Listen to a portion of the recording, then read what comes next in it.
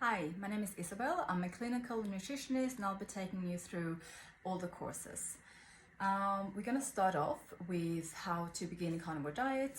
So I'll be sharing a few of my personal experiences and how to, what to eat and just how to start. So basically you can eat anything that comes from an animal and you can choose whichever animal you would like to eat. Most carnivores are eating ruminant meats, meaning beef, lamb, venison, sheep. Yeah, they are the most nutritious, but you can also have pork and chicken and seafood as well.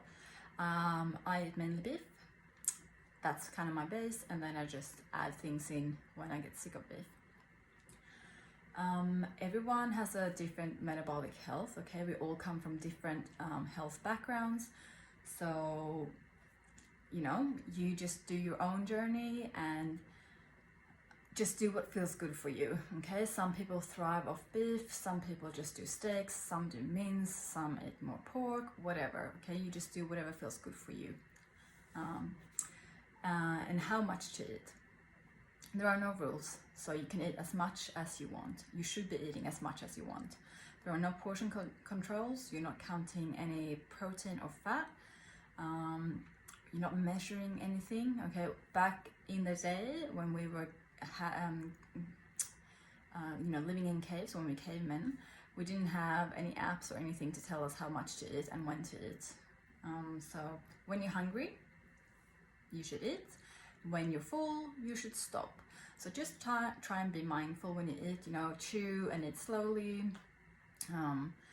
And try to drink your water away from your meals. You can have some water, of course, but try to drink the majority of your water in between meals, so we're not disrupting the stomach acids and all the digestive juices and fluids that come in to help break down the food that you're eating. And I also found that as I was going longer and longer into carnivore, my hunger signals changed. So in the beginning, I was kind of like feeling really hungry, and then a couple of months in, I wasn't feeling that hungry anymore. So that's normal. You might not be as hungry once you kind of fed your body what it needs, but also your hunger signals change. So what I mean by that is you might not feel this intense hunger, where you get hangry and grumpy. You might just go a whole day and realize that you skipped a meal or whatever, or thought, oh, maybe I should eat something, but you're not hungry. So a way to test that is to just eat something. So have an egg or have some mince, have a steak. If it tastes good, then you're probably hungry and you can eat and you should eat. If it doesn't taste nice, then just leave it and try again later. And if it tastes good, you can eat. If you have excess body weight, body fat to lose, and you're not hungry but you're feeling good, then there is no harm in not eating until you are hungry, because your body will actually access your excess fat stores and use that for energy.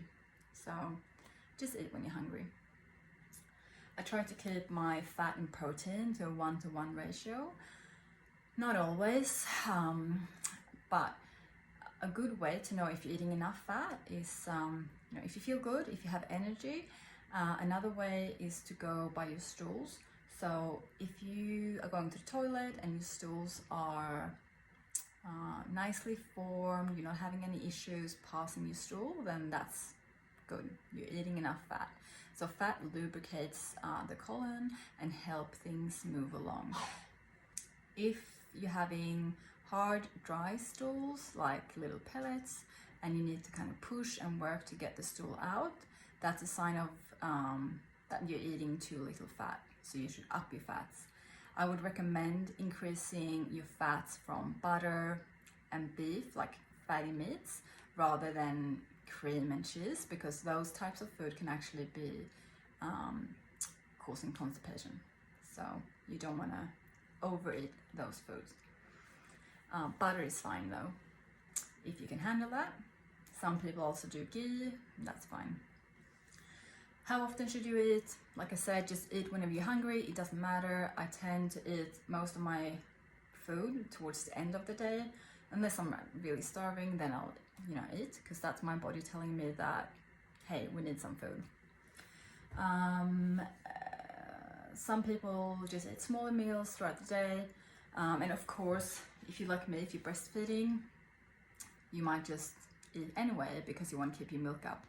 I don't fast intentionally. Sometimes it happens that I go a period of time without eating because I'm not hungry, and it's not affecting me in any bad ways, and that's fine.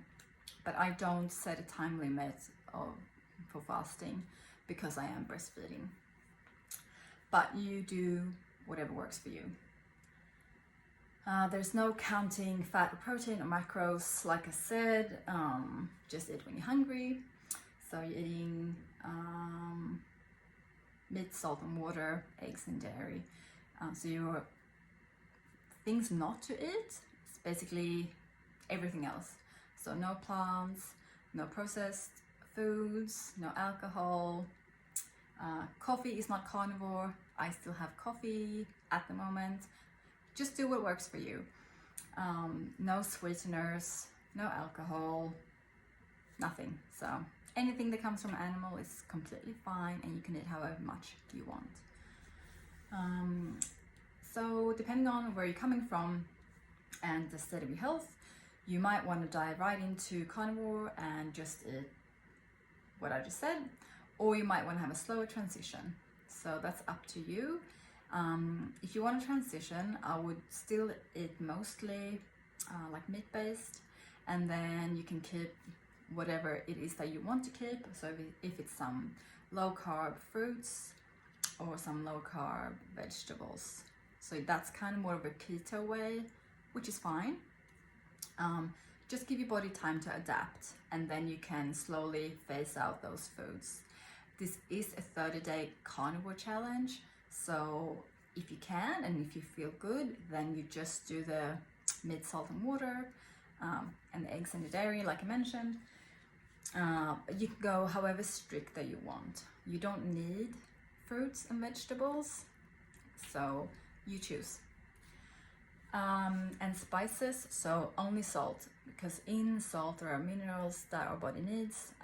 All the other spices, non-essential, and basically we're just using them because they taste nice, but actually they can cause digestive issues, so I would just go with salt.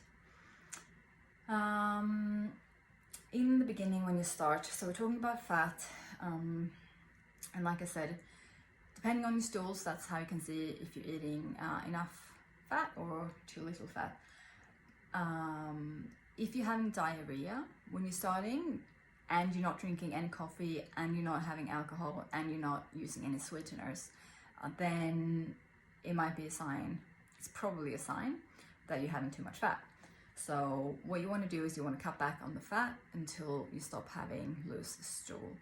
And the reason why that happens is because your body is not used to eating that amount of fat, so it's not releasing and producing enough bile at the moment, but it will catch up, and it will make more bile, and it will excrete more bile when you eat the fat. So you get better at digesting it, and you will absorb more. So basically what happens is you're eating a lot of fat, like a fatty meal, your body excretes bile, it comes from your liver, goes into your gallbladder and comes out to emulsify fat, and then it can only do, release a certain amount, and then whatever fat is not emulsified and absorbed will just go out the other end, and resulting in loose stool. So don't worry about eating too much fat. Okay, fat is healthy, we need fat, and you're not going to overeat fat. If you don't have a gallbladder, then you can eat smaller meals, so smaller fatty meals more frequently, to give your body a chance again to adapt. So like I said, don't limit yourself. You don't go on carnivore you might go on carnivore to lose weight, and that's okay, and you most likely will lose weight if you have weight to lose, but don't restrict yourself. So if you're hungry, you should eat. And like I mentioned, the optimal meats, you know, eat whatever you can afford. So it doesn't have to be grass-fed. It doesn't have to be the best of the best. If you can afford that, great. If you can afford that sometimes, like we do a bit of a mix. We can't always have grass-fed, but we do, you know, if we can, 1 month, that's great. The next, if we can't, that's okay. It's still going to be really, really nutritious for you. Like I said, it's mainly beef and lamb for us. I have chicken sometimes when I get sick of steak. Yes. Now, when you go on a carnivore diet, it's you know, no carbs. So when we eat carbohydrates, our body retain more water. I think carbohydrates, you know, binds to about 4 times more fluid than protein and fat. So when you eat carbohydrates, you retain more fluid. When you stop eating carbs, your body will excrete, so you will pee out, sweat out the excess water that you do not need. And that's normal. And with water comes minerals. So if you're sweating and you're peeing a lot, your salts are going to go with the water. So you want to keep up your electrolytes.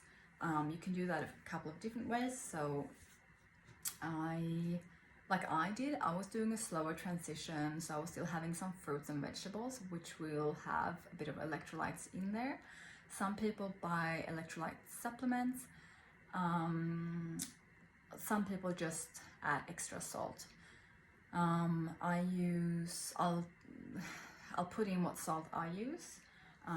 There are many different ones, but you want to have a high quality salt without microplastics, and you want to salt the taste. So when you eat your food, when you eat your steak, put on the salt until it tastes nice and have that. You can put a little bit of salt in your water if you want to, but you don't want to overdo it.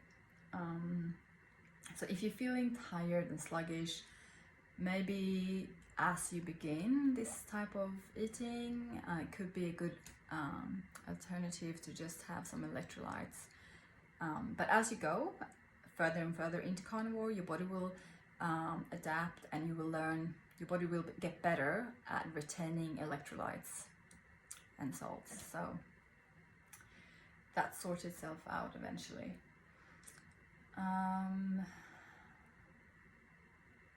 So what else? Water, aim for 2 to 3 liters, depending on how active you are. If you're really active, if you're exercising a lot, you need to make sure you drink enough water, and you need to make sure that you're having your electrolytes. Hydrate before caffeinate. So if you choose to have coffee, that's up to you. Just make sure maybe before you have a coffee, have a glass of water. Of course, like I said, there's no alcohol. If you choose to drink alcohol, I would just have, you know, water and vodka, basically. It's not going to be good for you, but at least it's not going to have as many toxins as other drinks, and it's not going to have the excess sugar. So we're not cooking with any vegetable oils. We're not using anything else, okay? So just what comes from an animal. I use butter and tallow to cook my foods in. You can use lard, which is fat from a pig, bacon grease, and yes, so like I said, eat whatever meat that you can afford. It doesn't have to be perfect. It's about creating healthy habits. A heavily meat-based diet is healthy.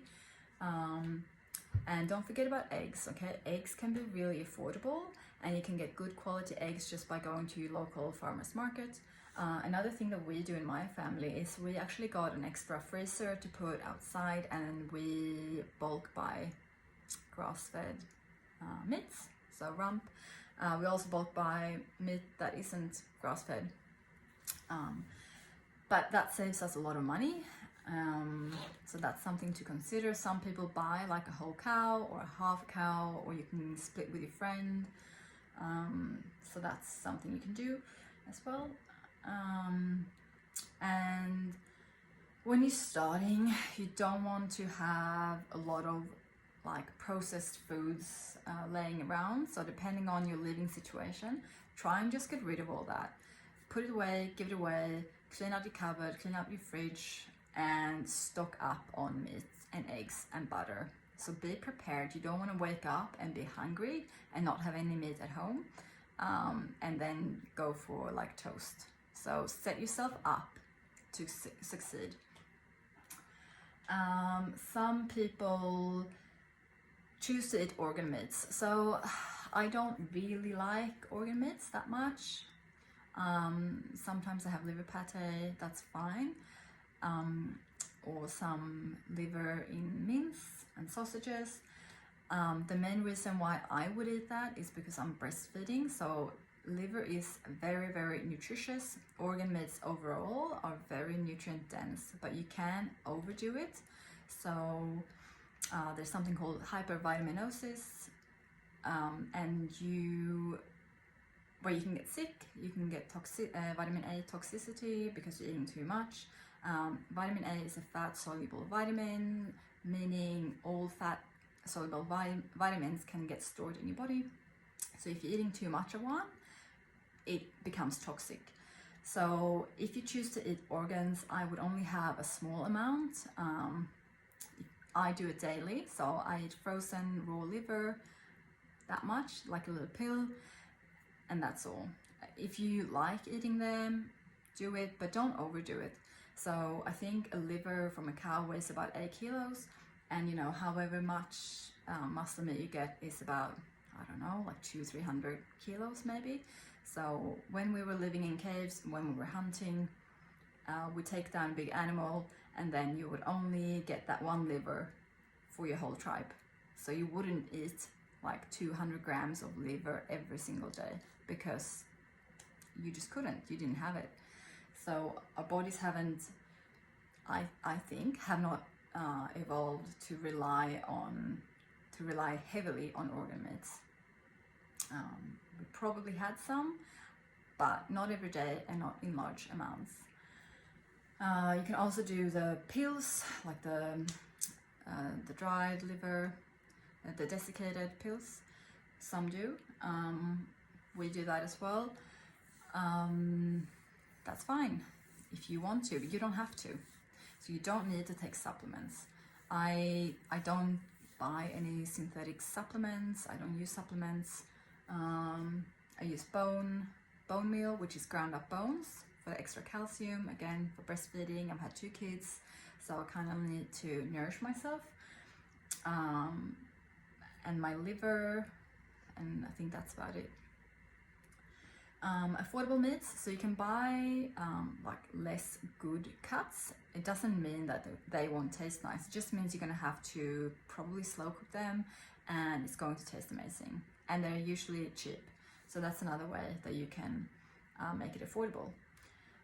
So include bone broth, bone marrow, tallow, and I buy bone marrow that I roast, and I eat the marrow for me and my baby, and then I save the bones to make my own bone broth. So any bones you have, you can just save in a bag in the freezer. Doesn't matter what animal, all animals. And then when you're ready, you just put them in a pot and you make your own broth. So if you eat something outside of carnivore, which happens for everyone, that's fine. Just enjoy it and then move on. Okay, it's not the end of the world. You don't have to stop carnivore, you just keep going. Maybe you will, I did that, so I had some calamari once after doing carnivore for months, and then I had like migraine the next day and bloating and gas, and I just didn't feel great. And that was from the crumbed calamari, so I haven't had that again because I don't want to feel like that. And just because you're eating carnivore now and you're doing this challenge, it doesn't mean that you have to eat carnivore for the rest of your life, okay? You can still bring back food, some foods into your diet that you like.